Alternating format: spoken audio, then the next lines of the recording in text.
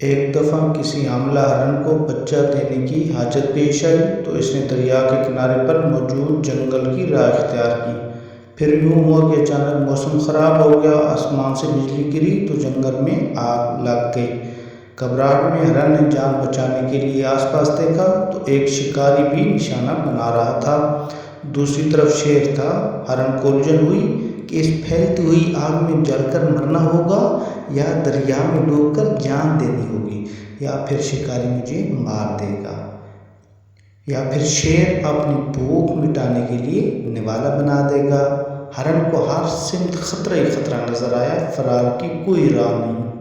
اس وقت ہرن کے اختیار میں جو تھا وہ کرنے کا اس نے فیصلہ کیا، یعنی پیدائش پر توجہ مضبوط کی۔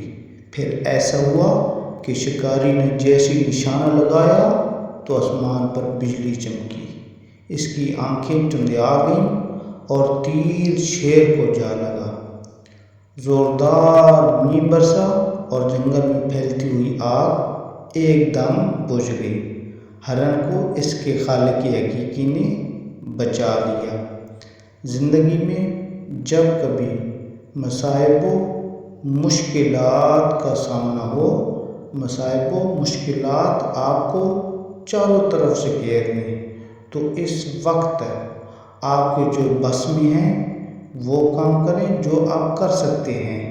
باقی تمام کام، تمام چیزیں اس ذات کے لیے چھوڑ دیں جس نے نظام عالم کو چاروں طرف سے گھیر رکھا ہے، اور وہی ذات آپ کی بھی حفاظت کرے گی، وہی اللہ آپ کی بھی حفاظت کرے گا۔ اللہ تعالی ہم سب کو اپنے حفظ و امان میں رکھے، آمین ثم آمین۔